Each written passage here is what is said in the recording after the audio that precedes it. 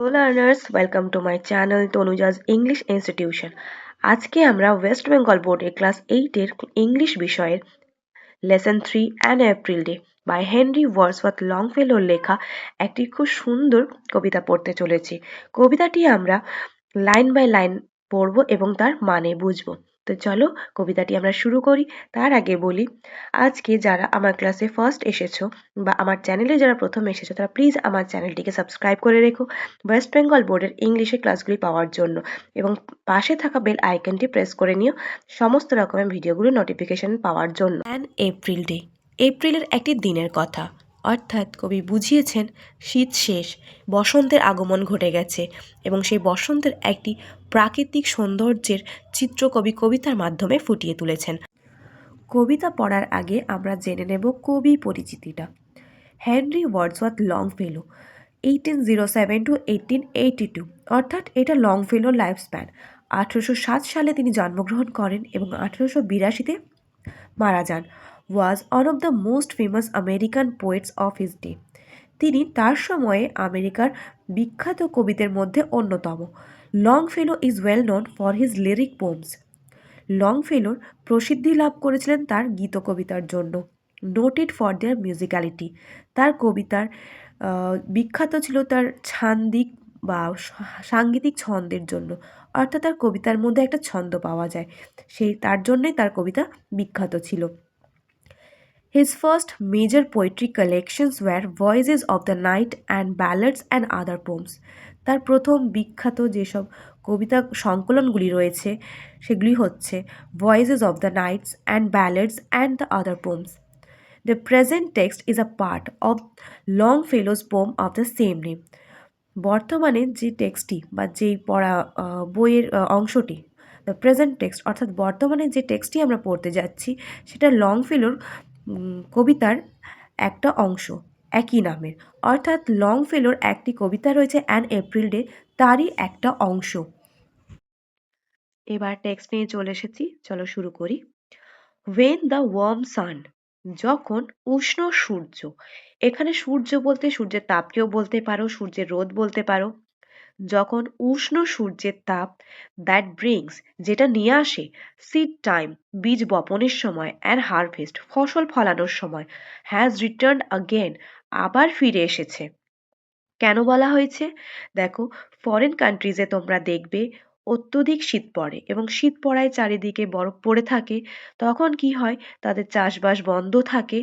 এরপর শীতের শেষে যখন আবার বসন্ত আসে, সেই সময় সেই সূর্যের তাপে কিন্তু বরফগুলো সব সরে যায় বা বরফগুলো গলে যায় বলতে পারো, এবং আবার নতুন করে চাষ শুরু হয়।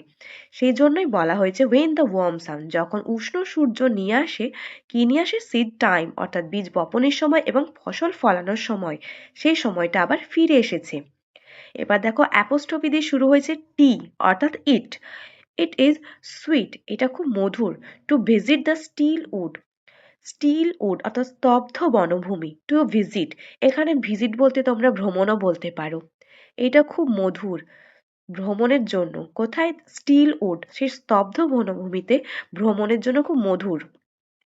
where springs, যেখানে, দেখো স্প্রিংস মানে কিন্তু এখানে বসন্ত নয়, স্প্রিং মানে বসন্ত, স্প্রিংস মানে ফোটা, যেখানে ফোটে, দ্য ফার্স্ট ফ্লাওয়ার, প্রথম ফুল, অফ দ্য প্লেন, প্লেন অর্থাৎ সমভূমি, সমভূমির প্রথম ফুল ফোটে যেখানে, সেই জায়গাটা খুব মধুর হয় বা সেই স্তব্ধ বনভূমি খুব মধুর হয় কি? ভ্রমণের জন্য।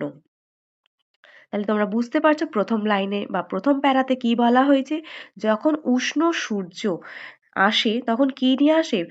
বীজ বপনের সময় এবং ফসল ফলানোর সময়, সেই সময়টা কি হয়? স্তব্ধ বনভূমিতে ভ্রমণের জন্য খুব মধুর থাকে, যেখানে সমভূমির প্রথম ফুল ফোটে।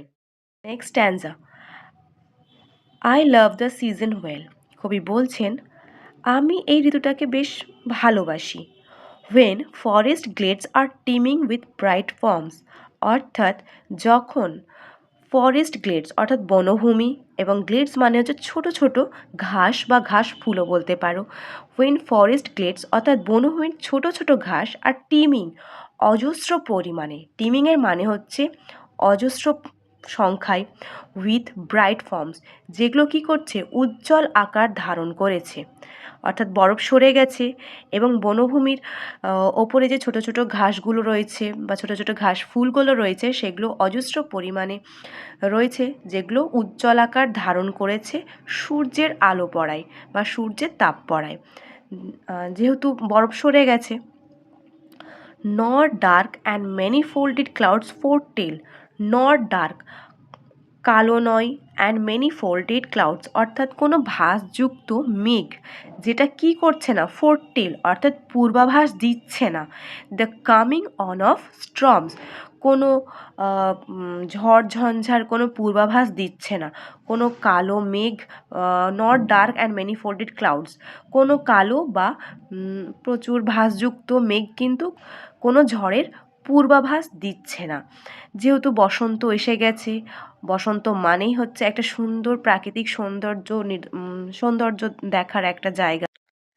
Third স্ট্যান্জা, from the earths loosen mould, অর্থাৎ ফ্রম দ্য আর্থস পৃথিবীর থেকে, লুজেন্ড আলগা, মোল্ড মাটি, পৃথিবীর থেকে আলগা নরম মাটি, এখানে মোল্ড বলতে নরম মাটি বা উর্বর মাটি, তবে পৃথিবীর থেকে আলগা নরম মাটি, দ্য স্যাপলিংস ড্রজ ইট সাস্টেনেন্স, আবার দেখো দ্য স্যাপলিংস ড্রজ ইটস সাস্টেনেন্স, অর্থাৎ স্যাপলিংস মানে হচ্ছে চারা গাছ, ড্রজ টেনে নিচ্ছে বা শুষে নিচ্ছে, ইটস সাস্টেনেন্স এর অর্থ হচ্ছে রসদ, তার বেঁচে থাকার যে অবলম্বন প্রয়োজন সেই রসদ সে টেনে নিচ্ছে সেই পৃথিবীর আলগা নরম মাটির থেকে, অ্যান্ড থ্রাইভস এবং কি করছে এবং উন্নতি সাধন করছে বা নিজেকে সমৃদ্ধশালী বানিয়ে তুলছে।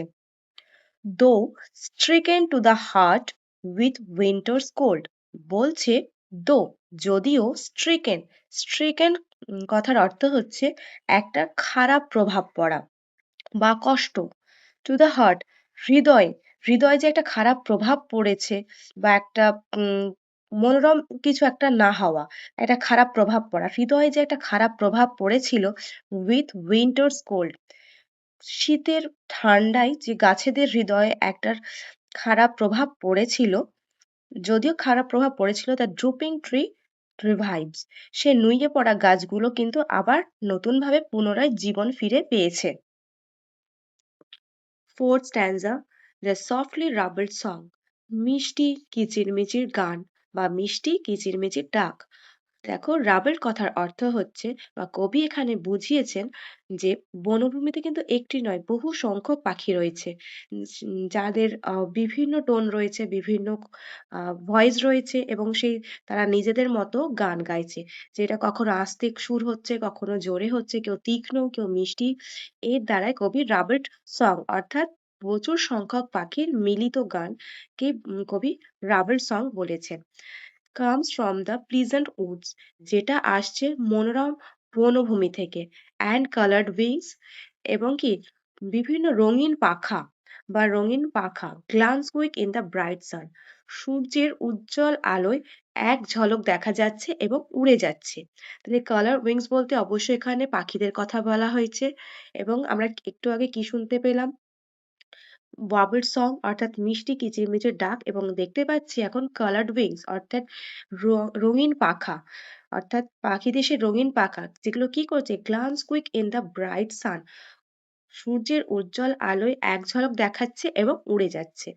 এবার দেখো কি বলছে, that moves along the forest openings, যারা কি করছে যারা উড়ে যাচ্ছে কিভাবে, দ্য ফরেস্ট ওপেনিংস অর্থাৎ বনভূমির যে ফাঁকা জায়গাগুলো রয়েছে সেই জায়গাগুলোতে তা দিয়ে তারা উড়ে যাচ্ছে।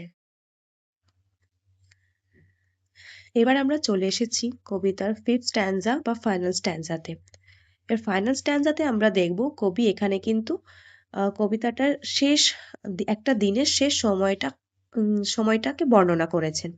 দেখো, when the bright sunset fills, যখন সে উজ্জ্বল সূর্যাস্ত, সানসেট অর্থাৎ সূর্যাস্ত কি করছে ফিলস ভরিয়ে তুলছে বা ভরিয়ে দিচ্ছে, the silver woods with light, সে রূপলি বনভূমিটাকে, উইথ লাইট অর্থাৎ আলো দিয়ে, সেই সূর্যাস্তের সময় যে আলো ছড়িয়ে ছিটিয়ে যায় উজ্জ্বল, সেই আলোটা সে রূপলি বনভূমির ওপর সেই আলোটা ছড়িয়ে দিচ্ছে। দ্য গ্রিন স্লোপ থ্রোজ, সে সবুজ ঢাল, স্লোপ অর্থাৎ ঢাল, থ্রোজ কি করছে, ছুঁড়ে দিচ্ছে। কি ছুঁড়ে দিচ্ছে দেখো, its shadows in the hollows of the hill, একদম ঠিক কথা বলেছে। দেখো সে গ্রিন স্লোপ, সে সবুজ ঢালগুলো যখন ছুঁড়ে দিচ্ছে, কি ইটস শ্যাডোজ, এর ছায়া ছুঁড়ে দিচ্ছে। কেমন, in the hollows of the hill, অর্থাৎ পাহাড়ের গায়ে যে আলোটা যখন ধাক্কা লাগছে, অবশ্যই পাহাড়ের যে হলো অর্থাৎ ফাঁপা জায়গা বা নিচু জায়গাগুলো রয়েছে, সেই জায়গাগুলো কিন্তু ছায়াই পড়ছে, সেটাই বুঝিয়েছে। The green slopes throw its shadows in the hollows of the hill, সেই সবুজ ঢালগুলো কি করছে, পাহাড়ের সেই ফাঁকা জায়গাগুলোতে বা ফাঁপা জায়গাগুলোতে ছায়া ছুড়ে দিচ্ছে। And white the upland gloss, এবং কি করছে, হোয়াইট দ্য আপল্যান্ড, হোয়াইট অর্থাৎ চওড়া অর্থাৎ বিস্তৃত এলাকা বা বিস্তৃত জায়গা, দ্য আপল্যান্ড উঁচু জায়গা, সেই বিস্তৃত উঁচু জায়গা কি করছে, গ্লোজ অর্থাৎ গ্লো করছে বা উজ্জ্বল হয়ে বা জ্বলজ্বল করছে বা গ্লো করছে, উজ্জ্বল হয়ে রয়েছে আলো পড়ায়।